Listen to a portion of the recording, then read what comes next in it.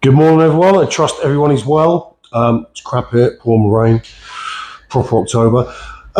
Chris Eubank, Conor Ben. A lot has been made by Camp Eubank and Ben Shalom and all the team about how they were forced into this unfair contract of boxing at 160 with a £10 rehydration clause.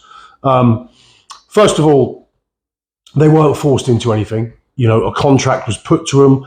They had negotiations, and team Ben and Hearn obviously went to them with the clauses and said, you know, we want this.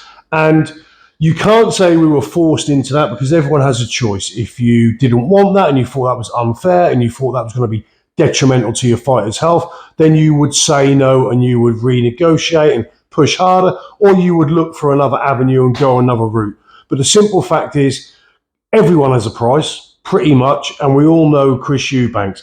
Chris Eubank is essentially money orientated. If he wasn't, and Shalom wasn't, they wouldn't have agreed to this 160. I mean, 160 he'd boxed out for 3 or 4 fights before that, so 160 is Eubank's weight. Yes, he's finding it very hard to make 160 these days, but nonetheless, he boxes at 160.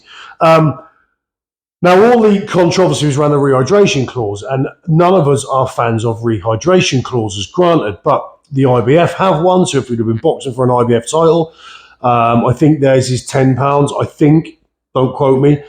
But if he was fighting for an IBF title, there would be the same rehydration clause anyway.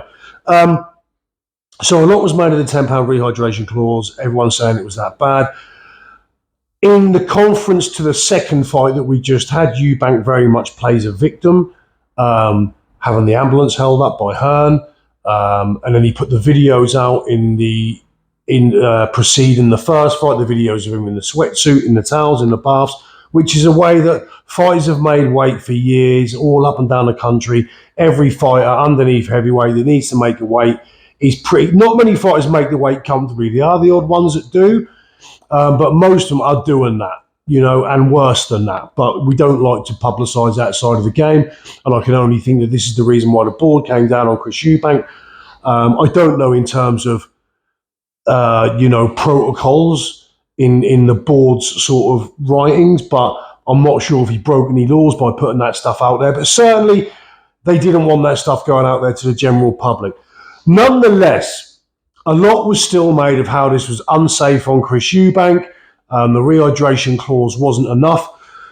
In an interview with Dave Caldwell, I'm just going to play you now. This is what Dave Caldwell had to say about the rehydration clause of Chris Eubank Jr. in the first Conor Ben fight. Listen, if you don't see a contract, you don't know who's telling truth and who's not.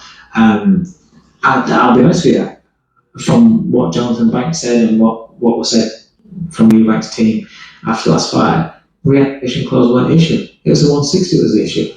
You saw the video that they put out, how she struggled to make 160. 160 was the issue.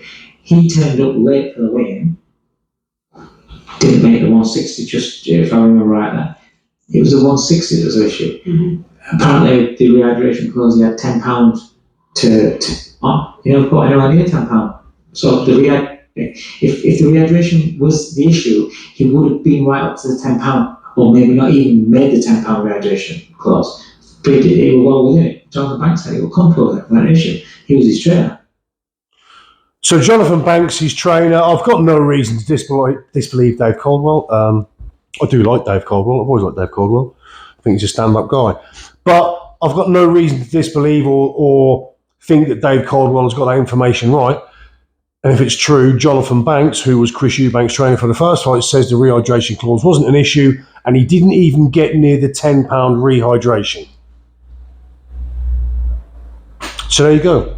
I don't know what to say any more than that. 160 was the issue. Now, Eubank, as we all know, has been fighting at 160. So 160 is the issue. Eubank chooses to fight at 160. Eubank's the issue. Eubank's his own issue. But if that's the case, well, I've got no reason to disbelieve Dave Caldwell. I don't know if anyone can say this is incorrect. But if what Dave Caldwell is saying is correct, and if Jonathan Banks really did say that, Chris Eubank Jr. didn't even get near the £10 rehydration limit. So there you are. Let me know what you think. I'll read all your comments, leave them in there, and I'll see you all soon.